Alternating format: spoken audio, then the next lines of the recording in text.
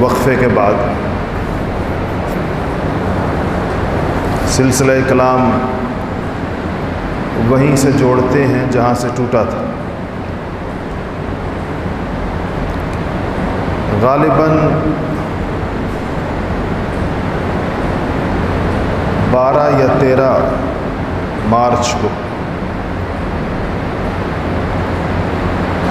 سلسلہ دروس سیرت کا آخری بیان ہوا تھا،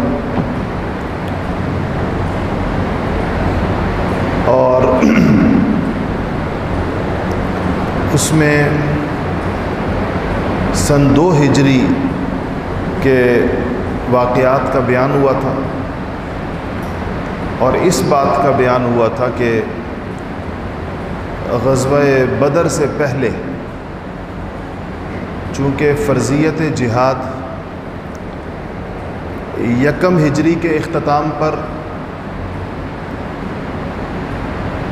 ہو گئی تھی، اور سریہ سیدنا حمزہ بن عبد المطلب وہ پہلا معرکہ تھا، یا وہ پہلی تشکیل تھی، کیونکہ جنگ تو اس میں ہوئی نہیں تھی، تو یوں کہہ سکتے ہیں کہ وہ پہلی تشکیل تھی جو رسول اللہ صلی اللہ علیہ وسلم نے صحابہ کرام،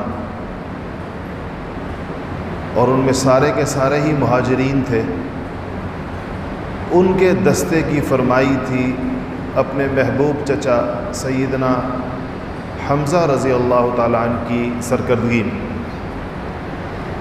اس کے بعد آپ کو یاد ہوگا کہ میں نے آپ سے کچھ دیگر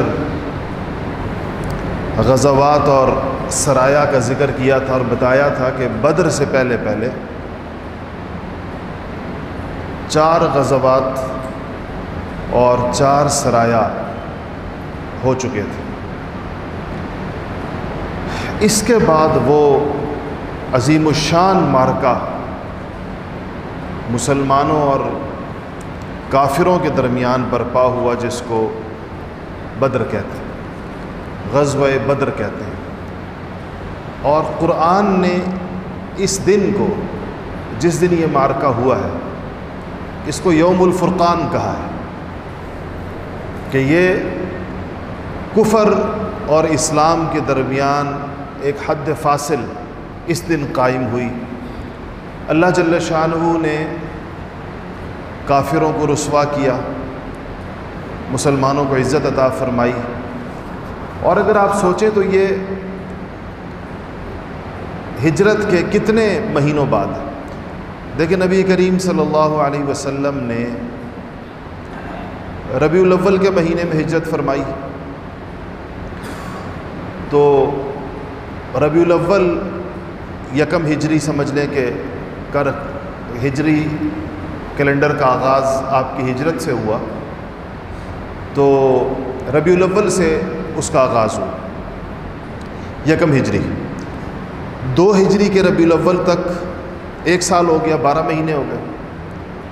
اس کے بعد ربیع الثانی، جمادی الاول، جمادی الثانی، رجب اور شعبان، 5 مہینے دوسرے سال کے ہیں، 12 اور 5 17 مہینے۔ صرف ہجرت کے 17 مہینوں کے بعد، 1.5 سال بھی پورا نہیں ہے، کیونکہ 17 رمضان کو معرکہ ہوا ہے بدر کا، رمضان کی 17 تاریخ تھی، جمعہ کا دن تھا۔ صرف 17 مہینوں میں اللہ جل شانہ نے فیصلہ فرما دیا، حالانکہ مسلمانوں کا مکہ مکرمہ سے نکلنا اس بات کی دلیل تھا کہ ان کے لیے مکہ مکرمہ میں زندگی مشکل بنا دی گئی ہے، انہی لوگوں کے ساتھ جنگ آئی ہے، اور رسوا کن شکست اللہ جل شانہ نے کفر کو عطا کی۔ اس میں حضرات انصار مدینہ کا بہت بڑا کردار ہے۔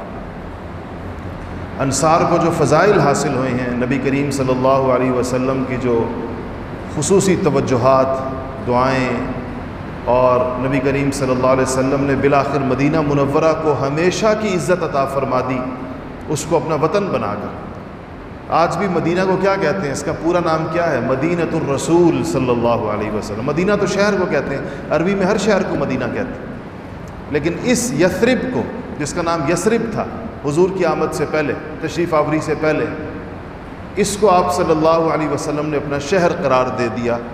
تو ظاہر بات ہے کہ آپ نے جو اس کو اپنا شہر قرار دیا تو وہ کوئی مدینہ کے موسم کی وجہ سے تو نہیں کہ مدینہ کا موسم آپ کو اچھا لگا تھا، اور نہ وہ کوئی مدینہ شریف کے پہاڑوں کی وجہ سے، اور نہ اس کی مٹی کی وجہ سے، اور نہ اس کے باغوں کی وجہ سے۔ آپ نے مدینہ شریف کو اگر اپنا شہر قرار دیا تو وہ اس کے باشندوں کی وجہ سے، جو انصار مدینہ تھے، جنہوں نے قربانی کی اور آپ صلی اللہ علیہ وسلم اپنی جان نچھاور کرنے کی، اپنا جان و مال قربان کرنے کی ایسی مثالیں قائم کی ہیں کہ شاید دنیا میں اس سے بڑی مثال چشم فلک نے، آسمان کی آنکھ نے کبھی نہیں دیکھی۔ تو 2 ہجری کا رمضان ہے، اور رمضان کے آغاز میں نبی کریم صلی اللہ علیہ وسلم کو یہ اطلاع ملی کہ ابو سفیان، جو بعد میں صحابی بنے، رضی اللہ عنہ بنے، اس وقت تک مسلمان نہیں تھے، وہ ایک تجارتی قافلے کو لے کر واپس آ رہے ہیں شام سے مکہ مکرمہ۔ اس قافلے کا صحابہ کو پتہ تھا، اس لیے کہ مکہ مکرمہ سے شام جانے والے لوگ جو راستہ استعمال کرتے تھے وہ مدینہ کے قریب سے ہو کر گزرتا تھا، مدینہ رستے میں ایک طرح سے پڑتا تھا۔ آپ صلی اللہ علیہ وسلم نے اس قافلے کے اوپر حملہ کرنے کا فیصلہ فرمایا۔ یہ اقدام تھا۔ معذرت خواہانہ مسلمان بڑے پریشان ہوتے ہیں کہ اقدامات کی کیا توجیہ کریں، انہیں سمجھ میں نہیں آتا۔ وہ کہتے ہیں کہ جہاد صرف دفاعی ہوتا ہے، تو ان کو سمجھ میں نہیں آتا کہ کیا کہیں، حضور نے حملہ کیوں کیا؟ تو کفر پر حملے کیے جاتے ہیں، ان کی جان پر بھی کیے جاتے ہیں، ان کے مال پر بھی کیے جاتے ہیں، حربی کافروں پر۔ یہ اسلام کی تعلیمات میں ہے، قرآن شریف کی صریح آیات اس کے بارے میں موجود ہیں۔ بہت سے سیرت نگار، اس لیے جب میں کسی سے کہتا ہوں کہ کوئی مجھے کہتا ہے سیرت کی کوئی کتاب ریکمینڈ کریں، تو سب سے بڑا مسئلہ یہ ہوتا ہے کہ سیرت نگار کا مزاج کیا ہے۔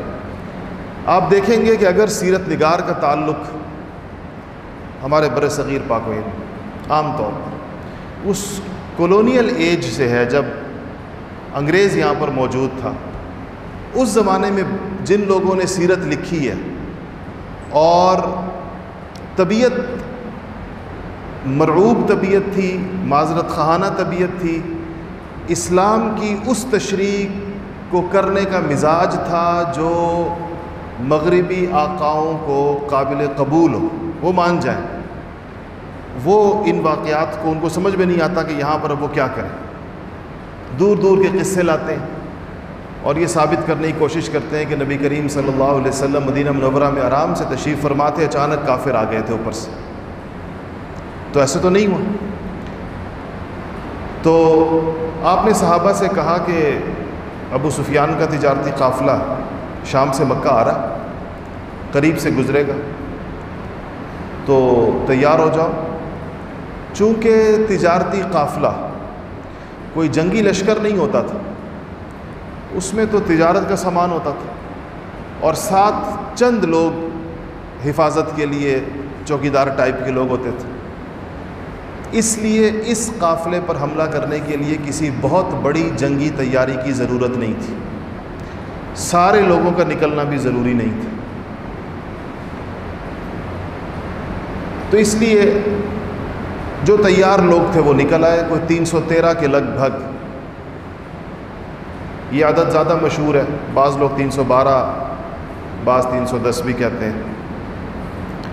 تو یہ لوگ نکلے حضرات صحابہ، لیکن ان کے پاس ایک تو تعداد بہت کم تھی، دوسرا یہ تھا کہ مال و اسباب، جنگی سامان ویسے بھی کم تھا، اور اس موقع کے اوپر کوئی بہت زیادہ اہتمام سے سارا لیا بھی نہیں گیا تھا۔ تو ابو سفیان جب مکہ کے پاس سے گزرے، یعنی مدینہ کے قریب ہونے لگے،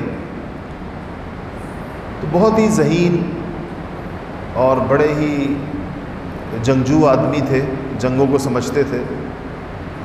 انہیں یہ شک تھا کہ مسلمان اس قافلے پر حملہ کریں گے۔ انہوں نے کچھ لوگوں کو پہلے سے قافلے سے آگے آگے چلاتے رہے کہ وہ پتہ کرتے رہیں کہ مدینہ سے کیا خبریں آ رہی۔ ان کو خبر مل گئی کہ مدینہ میں کوچ کی تیاری ہے اور نبی کریم صلی اللہ علیہ وسلم اپنے جانثاروں کے ساتھ اس قافلے کے اوپر حملہ کرنے کا فیصلہ فرما چکے ہیں، بلکہ مدینہ منورہ سے نکل چکے ہیں۔ تو اس نے ایک شخص کو، قبیلہ بنو غفار کے ایک شخص کو اجرت دی، پیسے دیے اور کہا کہ تم تیزی کے ساتھ مکہ پہنچو اور جا کر مکے والوں کو بتاؤ کہ تمہارا تجارتی قافلہ اب مدینہ کے قریب پہنچنے والا ہے اور غالب امکان یہ ہے کہ مدینہ سے اس کے اوپر حملہ ہوگا، اور ظاہر ہے کہ تجارتی قافلہ اپنا دفاع نہیں کر سکتا۔ تو یہ انہوں نے ایک بندہ اس ترتیب کے اوپر روانہ کیا۔ نبی کریم صلی اللہ علیہ وسلم مدینہ منورہ سے رمضان کی 12 تاریخ کو روانہ ہوئے، 12 رمضان کو، اور اس میں نے بتایا کہ 313 جانثار آپ کے ساتھ تھے۔ پوری جماعت میں صرف 2 گھوڑے تھے اور 70 اونٹ تھے۔ ایک گھوڑا حضرت زبیر ابن عوام کا تھا، مشہور صحابی، عشرہ مبشرہ میں سے، حضور کے پھپھی زاد بھائی ہیں، حضرت صفیہ کے بیٹے ہیں، اور حضرت خدیجہ کے چچا زاد بھائی ہیں، کہ حضرت خدیجہ کے بھتیجے ہیں۔ اور دوسرا گھوڑا جو تھا وہ حضرت مقداد ابن اسود کا تھا۔ حضرت مقداد کا نام یاد رکھیں، بدر کے حوالے سے ان کی ایک خاص بات ہے جو آگے آئے گی۔ مقداد ابن اسود۔ عبداللہ ابن مسعود رضی اللہ تعالیٰ عنہ فرماتے ہیں کہ 3 لوگوں کو، بعض 3 کو اور بعض 2 کو ایک اونٹ دیا گیا تھا۔ گھوڑے تو ظاہر ہے نہیں 2 لوگوں کے پاس تھے، گھوڑا تو اور تھا نہیں۔ کہتے ہیں کچھ 3 لوگوں کے ایک گروپ کو ایک اونٹ دیا گیا تھا اور کہیں 2 لوگوں کے گروپ کو ایک اونٹ دیا گیا تھا۔ نبی کریم صلی اللہ علیہ وسلم ایسے موقعوں پر اپنے آپ کو دیگر صحابہ کے ساتھ، وہ جو سب سے کم درجے پر لوگ ہوتے تھے ان کے ساتھ شریک رکھتے تھے۔ اگر آپ چاہتے تو یہ دونوں گھوڑے حضور صلی اللہ علیہ وسلم کو پیش کرنے سے ان 2 حضرات کو کیا تعامل ہو سکتا تھا جن کے پاس تھے؟ نہ زبیر ابن عوام انکار کرتے اور نہ مقداد انکار کرتے، یا پھر اگر آپ چاہتے تو اپنے لیے ایک اونٹ خاص کر لیتے، اس کو بھی کوئی وہ نہ سمجھتا۔ آپ کے پاس اپنی اونٹنی بھی تھی، ذاتی سواری تھی، لیکن آپ نے بھی اپنے ساتھ 2 بندے شریک کیے کہ ہم 3 بندے باری باری اس اونٹ کے اوپر بیٹھیں گے۔ ان میں سے ایک سیدنا علی مرتضیٰ شیر خدا تھے اور دوسرے حضرت ابو لبابہ تھے، یہ آپ کے شریک تھے اس اونٹ کے اندر، جس میں اسی باری باری پر وہ بیٹھتے تھے۔ تو یہ دونوں حضرات، حضرت علی اور حضرت ابو لبابہ، نے نبی کریم صلی اللہ علیہ وسلم سے عرض کیا کہ یا رسول اللہ، آپ اونٹ پہ تشریف رکھیں، ہم پیدل چلیں گے۔ دونوں جوان تھے، لڑکے تھے، حضرت علی کی تو ابھی شادی بھی نہیں ہوئی تھی، اور نبی کریم صلی اللہ علیہ وسلم کی عمر مبارک تقریباً 55 برس تھی، 55 برس ہونے والی تھی۔ تو آپ نے 2 باتیں اس کے جواب میں ارشاد فرمائی۔ آپ نے کہا کہ تم یعنی مجھے بٹھا کر خود پیدل چلنا چاہتے ہو اجر کے لیے، اللہ سے اجر کے لیے، تو میں بھی اللہ تعالیٰ کے اجر سے بے نیاز نہیں ہوں، مجھے بھی اللہ کا اجر چاہیے۔ یعنی اللہ تعالیٰ کی جو ثواب عطا فرماتے ہیں جہاد کے اندر، وہ مجھے بھی درکار ہے۔ اور پھر فرمایا کہ شاید تم لوگ مجھے کمزور سمجھتے ہوگے، عمر میری زیادہ ہے ظاہر ہے، تو کہا کہ میں تم لوگوں سے کمزور بھی نہیں، چل بھی سکتا۔ تو آپ نے اس پیشکش کو قبول نہیں فرمایا اور آپ وہی باری باری یہ سارے لوگ بیٹھتے رہے۔ مدینہ منورہ سے نکل کر 1 میل کے فاصلے پر ایک چشمہ ہے، اس جگہ آپ نے لشکر کو روکا اور پورے لشکر کا جائزہ لیا، معائنہ فرمایا، کم عمر صحابہ کو وہاں سے واپس کر دیا، جن کی عمریں 14 برس سے کم تھیں ان کو واپس بھیج دیا۔ بعض روایات میں آتا ہے جن کی عمریں 15 برس سے کم تھیں ان کو واپس بھیج دیا۔ اس کے بعد آپ چلے تو آپ نے یہاں پر اپنے لشکر کے 3 حصے کیے، جیسے ہوتا تھا، میمنہ ہے، میسرہ ہے، قلب ہے۔ قلب درمیان کو کہتے ہیں، میمنہ رائٹ سائڈ اور میسرہ لیفٹ سائڈ۔ تو ایک حصے کا علم سیدنا علی مرتضیٰ کو عطا فرمایا، دوسرے حصے کا علم جھنڈا سیدنا مصعب بن عمیر کو عطا فرمایا، اور تیسرا علم ایک انصاری صحابی کے پاس تھا، مختلف نام آتے ہیں کہ وہ کون تھے۔ اچھا، یہ تو لشکر یہاں سے چلا۔ اب ہمیں ان واقعات کے اندر آپ کو دونوں طرف کی بات بتانی ہوگی کہ مدینہ میں کیا ہو رہا ہے، بلکہ 3 حصے ہیں اس سارے واقعے کے۔ ایک تو نبی کریم صلی اللہ علیہ وسلم اور مدینہ اور صحابہ، ایک مکہ مکرمہ جہاں سے جنگی لشکر نے نکلنا ہے وہ خبر پہنچنے پر، اور تیسرے ابو سفیان جو ایک تجارتی قافلہ لے کر شام سے مکہ جا رہے ہیں اور اس وقت مدینہ کے قریب ہیں۔ تو یہ 3 جگہوں میں یہ واقعہ ساتھ ساتھ چلے گا۔ ادھر مکہ مکرمہ میں ایسے ہوا کہ ایک چیز ایسی پیش آئی یعنی مکہ میں خبر پہنچنے سے پہلے ایک اور بات، نبی کریم صلی اللہ علیہ وسلم کی ایک پھوپھی تھی جن کا نام عاتکہ تھا۔ یہ عاتکہ صاحبہ مسلمان ہوئیں یا نہیں ہوئیں، سیرت نگاروں کی دونوں آراء ہیں۔ بعض کہتے ہیں کہ مسلمان ہوئی تھی اور مدینہ تشریف لائی تھی، بعض کہتے ہیں مسلمان نہیں ہوئی۔ بہرحال اس وقت 2 ہجری میں عاتکہ صاحبہ جو ہیں یہ مکہ میں، انہوں نے ایک خواب دیکھا، عاتکہ نے، اور خواب یہ دیکھا کہ ایک شخص مکہ مکرمہ میں داخل ہوتا اور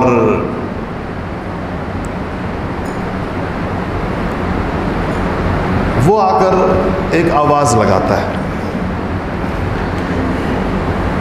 اور وہ آواز یہ لگاتا ہے کہ اے غدارو، نبی کے غدار اہل مکہ کو گویا کہہ رہا ہے، اپنی قتل گاہوں کی طرف نکلو، نکلو اس جگہ کی طرف جہاں جا کر تم نے قتل ہونا ہے، 3 دن کے اندر اندر، فی 3۔ اس کے بعد یہ شخص کہتے ہیں لوگ اسی کے جمع ہو گئے، اس کے پاس اپنا اونٹ ہے، اور یہ مسجد حرام میں بیت اللہ میں گیا، وہاں جا کر بھی سے یہی آواز نکالی کہ اے غدارو، 3 دن کے اندر اندر اپنی قتل گاہوں کی جانب کوچ کرو۔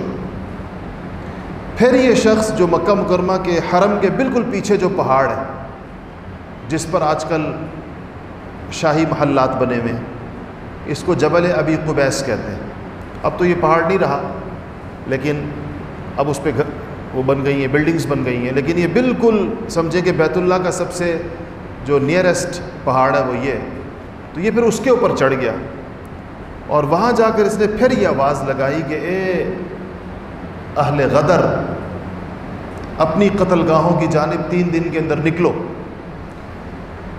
اور کہتے ہیں کہ اس کے بعد اس نے عاتکہ کہتی ہے میں نے دیکھا کہ اس نے اس پہاڑ پر سے ایک بڑی چٹان نیچے لڑکا دی مکہ کی جانب، وہ چٹان نیچے آ کے گری اور چور چور ہو گئی، اور اس کے ٹکڑے مکہ کے ہر گھر کے اندر جا کر گرے، ہر گھر میں کوئی ٹکڑا اس کا جا کے گرا۔ اچھا، ابھی وہ ابو سفیان کا وہ جو قاصد تھا وہ نہیں پہنچا مکہ، وہ رستے میں۔ حضرت عاتکہ نے اپنے اس خواب کا ذکر اپنے بھائی حضرت عباس سے کیا۔ عباس بن عبد المطلب حضور کے چچا، وہ بھی مکہ میں ہی رہتے تھے اس وقت، بدر میں گئے بھی تھے، گرفتار بھی ہوئے تھے، اور ان سے کہا کہ اس خواب کا ذکر کسی سے نہیں کرنا، خراب خواب ہے، عجیب سا خواب ہے۔ تو حضرت عباس کی بڑی دوستی تھی عتبہ کے بیٹے ولید کے ساتھ، تو حضرت عباس نے ولید کو خواب سنا دیا، کہا کہ میری بہن نے عاتکہ نے یہ خواب دیکھا ہے، پتہ نہیں کیا مطلب ہوگا، کیا تعبیر ہوگی اس کی۔ ولید نے جا کر یہ خواب اپنے باپ عتبہ کو سنا دیا، اور جب عتبہ کو پتہ چل گیا تو اس کے بعد سارے مکہ میں پتہ چل گیا۔ تو ہوتے ہوتے یہ بات بیت اللہ میں اس چوپال تک بھی پہنچی جہاں مشرکین مکہ سرداران مکہ بیٹھا کرتے تھے، دار الندوہ جس کو کہتے ہیں، تو وہاں ابو جہل بیٹھا ہوا تھا، یہ خواب اس کو کسی نے سنایا، کہا کہ عاتکہ نے یہ خواب دیکھا ہے۔ اتنے میں حضرت عباس اس مجلس کے اندر پہنچے۔ حضرت عباس پہنچے تو ابو جہل کہتا ہے عباس کو کہ عباس، ہم تمہارے خاندان کے مردوں کی نبوت سے تنگ تھے، نبی کریم صلی اللہ علیہ وسلم کی طرف اشارہ کیا کہ تمہارے بھتیجے کی نبوت، اب تمہاری عورتوں کو بھی خواب آنا شروع ہو گئے۔ تو مطلب یہ تھا کہ تم لوگ بنو ہاشم، تم لوگوں نے کیا سپرفیشل قسم کی باتیں کرنا شروع کی ہوئی ہیں، آسمانی باتیں، کسی کو کوئی نبی بن گیا ہے، کسی کو خواب آ رہے ہیں۔ اس نے ایک تنزیہ انداز کے اندر تھا۔ ابھی اس نے یہ بات کی تھی، یہی مجلس میں تھے کہ ابو سفیان کا قاصد مکہ میں داخل ہو گیا، اور وہ اس طرح داخل ہوا کہ اس نے جو زمانے کا رواج تھا، لوگوں کو اپنی جانب متوجہ کرنے کے لیے گریبان پھاڑ دیا جاتا تھا، اونٹ کی ناک چیر دیتے تھے، اور وہ اس حالت کے اندر کہ سب لوگ اس کی طرف متوجہ ہو جائیں، اپنے اونٹ کی ناک کو اس نے چیر دیا، خون آلود ناک تھی اس کی، اور اپنا گریبان پھاڑ دیا، اور چیخ رہا تھا کہ اے اہل مکہ، نکلو اپنے قافلے کو بچانے کے لیے جو شام سے آ رہا ہے، مسلمان اس کے اوپر حملہ کرنے والے ہیں۔ تو یہ اس کا پیغام گویا کہ ان کو پہنچا، اور پھر اس خواب کی تعبیر جس پر یہ سارا مکہ پریشان تھا، ان سب نے جا کے بدر کے میدان میں دیکھ لی کہ اس خواب کی تعبیر کیا تھی۔ اچھا، جب یہ پتہ چلا تو یہ جو قافلہ تھا نا ابو سفیان کا، اس میں مکہ مکرمہ کے رہنے والے لوگوں کی اکثریت کا پیسہ لگا ہوا تھا، انویسٹمنٹ تھی سب کی، اور بڑی انویسٹمنٹ تھی۔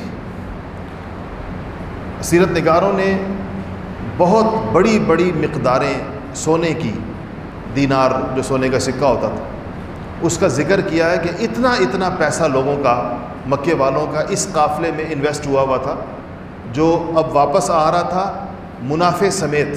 منافع بھی ہوا تھا لوگوں کو، ظاہر ہے لوگوں نے یہاں سے پیسہ دیا تھا، تجارت سامان دیا تھا، وہ تجارت کر کے شام سے واپس آ رہا تھا تو منافع لے کر آ رہا تھا، اس لیے لوگوں کا ایک بہت بڑا اجتماعی مفاد اس قافلے کے ساتھ وابستہ تھا۔ ظاہر ہے جس کا پیسہ لگا ہوا تھا اس کو فکر تھی کہیں لوٹا نہ جائے۔ تو بہرحال بڑے دھوم دھڑکے کے ساتھ تیاری ہوئی، اور تقریباً 1300 کے لگ بھگ لوگ تیار ہو گئے جنگجو نکلنے کے لیے۔ اس میں ابو سفیان نے خاص طور پر یہ کوشش کی کہ کوئی بڑا آدمی رہ نہ جائے۔ ابو لہب نہیں جا سکا اس کے اندر۔ ابو لہب حضور کا وہ چچا جو آپ کے لیے سب سے زیادہ تکلیف کا باعث تھا، اس کی وجہ کیا تھی اس کے نہ جانے کی؟ بہت ساری وجوہات سیرت نگار ذکر کرتے ہیں، لیکن کوئی بہت ہی مستند روایت اس کے بارے میں موجود نہیں ہے۔ لیکن اتنا ضرور ہوا کہ اس کا ابو جہل کا بھائی عاص ابن ہشام، وہ ابو لہب کا 3 یا 4 ہزار دینار کا یا درہم کا مخروض تھا، اور وہ دیوالیہ ہو گیا تھا، اس کے پاس پیسے نہیں تھے کہ واپس کر سکے. تو ابو لہب نے اس سے کہا کہ میرا پیسہ تو تم ویسے بھی نہیں دے سکتے، بہت بڑی رقم ہے، اب تم یوں کرو کہ اس قافلے میں چونکہ ہر ایک کا جانا ضروری ہے، اب میری جگہ تم جاؤ. تو اس نے اپنی جگہ ابو جہل کے بھائی کو تیار کیا اور اس کو کہا تم جاؤ. امیہ ابن خلف، یہ نام آپ نے سنا ہوا ہوگا، یہ وہی شخص ہے جو حضرت بلال کا مالک تھا. حضرت بلال کو تکلیفیں اس کے ہاتھ سے پہنچی. امیہ ابن خلف، یہ دو بھائی تھے، دونوں بڑے ناخلف تھے. ایک کا نام ابئی تھا، ابئی ابن خلف، اور ایک کا نام امیہ تھا.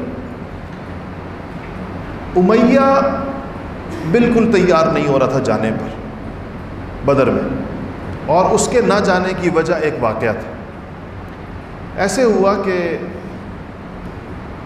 امیہ ابن خلف کی دوستی تھی حضرت سعد ابن معاذ سے، جو کہ مدینہ میں اوس کے بڑے تھے اور حضور اکرم صلی اللہ علیہ وسلم کے بڑے جانثار تھے.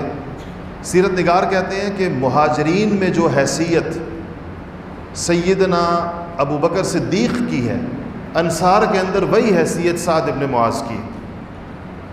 ان کو صدیق الانصار بھی کہتے ہیں، ان کو صدیق المہاجرین کہتے ہیں، ان کو صدیق الانصار بھی کہتے ہیں، سیدنا سعد ابن معاذ. تو سعد ابن معاذ کی پرانی دوستی تھی اس سے، امیہ ابن خلف سے.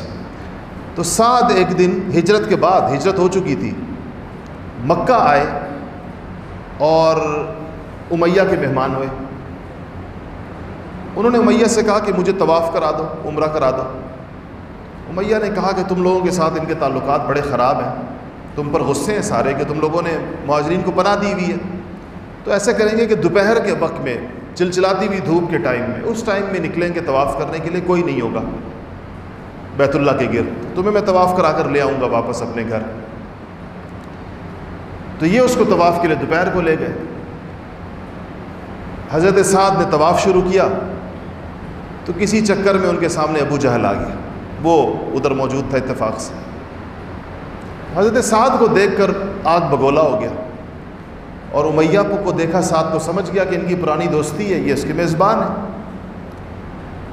تو کہنے لگے کہ سعد کو دیکھ کر کہتا ہے امیہ سے کہ امیہ تمہیں شرم نہیں آتی کہ تم ان لوگوں کو پناہ دیے ہوئے ہو مکہ کے اندر، یا ان لوگوں کے میزبان ہو مکہ میں جنہوں نے یثرب کے اندر ہمارے بھگوڑوں کو پناہ دی ہوئی. تو اس پر حضرت سعد بھی گرم ہو گئے. اس نے کہا کچھ اس طرح کہا کہ میں طواف نہیں کرنے دوں گا. حضرت سعد نے کہا کہ اگر میں نے طواف نہ کیا تو تمہیں میں شام نہیں جانے دوں گا، تمہارا ایک قافلہ نہیں جانے دوں گا، کہ اگر آج یہ تمہاری جگہ ہے تو پھر تمہارے سارے قافلے بھی میری سرزمین سے ہو کر گزرتے ہیں. اس پر امیہ نے سعد سے کہا کہ سعد رہنے دو. ابو الحکم، ابو جہل کو وہ لوگ ابو الحکم کہتے تھے، یعنی حکمتوں کا باپ، عقل مند تھا، ذہین تھا. تو کہا رہنے دو، ابو الحکم بڑا ہے، مکہ کا بڑا ہے. تو سعد نے کہا کیا بڑا ہے، اس کے تو قتل کے بارے میں حضور نے ہمیں بتایا ہے، یہ تو قتل ہوگا، مارا جائے گا ہمارے ہاتھوں، اور امیہ تم بھی مارے جاؤ گے. یہ جب انہوں نے کہا سعد کے منہ سے نکلا تو امیہ ایک دم جس طرح کاٹو تو بدن میں لہو نہیں. پھر کہنے لگے کہ سعد یہ تم نے ویسے غصے میں کہا یا واقعی محمد صلی اللہ علیہ وسلم نے ہمارے بارے میں ایسی کوئی بات کی؟ سعد نے کہا بالکل کی ہے تمہارے بارے میں، اب اس کے بارے میں بھی کی ہے، تمہارے بارے میں بھی کی. تو یہ واپس آ گیا امیہ اور گھر آ کر اپنی بیوی کو بتایا اور کہا کہ آج جو بات مجھے پتہ چلی ہے اس کے بعد مجھے لگتا نہیں ہے کہ میں زندہ رہوں گا، کیونکہ محمد کو ہم نے 50 سال دیکھا اپنے درمیان، اس کی کوئی بات غلط ثابت نہیں ہوئی. اور سیرت نگاروں نے لکھا ہے اس واقعے کے اندر کہ گھر آنے کے بعد امیہ کی کیفیت ایسی تھی جیسے ابھی اس کا پیشاب نکل جائے گا، خوف سے تھر تھرا رہا تھا. تو جب بدر کا دن آیا تو امیہ کے ذہن کے اندر وہ والی بات تھی جو سعد ابن معاذ نے کی تھی. اس کا خیال تھا میں گیا تو مارا جاؤں گا. اس نے بڑا بہانہ کیا، ابو جہل اس کے گھر کے چکر لگا رہا ہے اور امیہ کہہ رہا ہے میں نہیں جاؤں گا. ابو جہل نے امیہ سے کہا کہ امیہ چاہے کچھ بھی ہو جائے تمہیں تو جانا پڑے گا. تم مکہ کے بڑے ہو، سرداروں میں شمار ہوتے ہو، تمہارے نہ جانے سے یہ سارے نوجوان ڈی موٹیویٹ ہو جائیں گے جن کو ہم نے تیار کیا، ان کو ہم کیسے لے کے جائیں گے اگر تم نہیں جاؤ گے۔ ایک کام ہم کر سکتے ہیں، میں نے ایک بڑا زبردست قسم کا گھوڑا تیار رکھا ہوا ہے، ایک زبردست سواری میں نے تیار کی ہے اپنے لیے، وہ ایسی ہے کہ جیسے بجلی کی رفتار سے سفر کرتی ہے، وہ میں تمہیں دیتا ہوں، کہیں پر بھی تمہیں محسوس ہو کہ شکست ہو رہی ہے تم اس پر بیٹھنا اور مکہ آ جاؤ، میری جگہ تم اس کو، یعنی یہ فیسلٹی تم اویل کر لو کہ جو فرار ہونے کی ہے، تیز رفتار فرار کی۔ اس طریقے کے ساتھ بالآخر اس نے امیہ کو تیار کر لیا۔ امیہ گھر گیا، بیوی سے کہا سامان تیار کرو میں جا رہا ہوں۔ بیوی نے کہا کہ تمہیں وہ یسربی بھائی کی بات بھول گئی، وہ جو تمہیں کہہ کر گیا تھا؟ کہتا بات یاد ہے، لیکن ابو جہل پیچھا نہیں چھوڑ رہا، بس پھر یہ ہے کہ میں کچھ جگہ تک ساتھ جاتا ہوں، کیونکہ یہ کہہ رہا ہے تم نہیں جاؤ گے تو باقی لوگ بھی وہ ہوں گے، کچھ جگہ تک ساتھ جاتا ہوں، پھر جہاں موقع ملا رستے سے واپس آ جاؤں۔ لیکن رستے سے واپس آنا اس کے مقدر میں نہیں لکھا تھا، اور اس کو تو وہاں پہنچنا تھا جہاں رسول اللہ نے فرمایا تھا کہ یہ لوگ آئیں گے اور یہاں پر مارے جائیں گے۔ صحابہ فرماتے ہیں میں حضور نے جس صبح لڑائی ہوئی ہے اس رات کو، یعنی لڑائی سے پہلی والی جو رات ہے، نبی کریم صلی اللہ علیہ وسلم ہمیں لے کر میدان میں نکلے اور فرمایا کہ یہاں ابو جہل مارا جائے گا، یہاں امیہ مارا جائے گا، یہاں عتبہ مارا جائے گا، یہاں شیبہ مارا جائے گا، یہاں ولید مارا جائے گا، ایک ایک کی جگہ ہمیں حضور نے نشانی کے ساتھ بتائی۔ صحابہ فرماتے ہیں لڑائی کے اگلے دن قسم ہے اس ذات کی جس نے رسول اللہ کو نبی بنا کر بھیجا، ہم نے جا کر جب دیکھا تو ہر وہ شخص اسی جگہ پڑا تھا جہاں رسول اللہ نے ہمیں رات کو دکھایا تھا، اس سے 1 انچ نہ آگے تھا نہ پیچھے تھے، عین اسی سی جگہ یہ سارے لوگ پڑے ہوئے تھے جہاں رسول اللہ نے ہمیں بتایا تھا۔ وہ ختم ہو گیا، انشاءاللہ اس سے آگے اگلے جمعے پر۔ باخر دعوانا الحمدللہ رب العالمین۔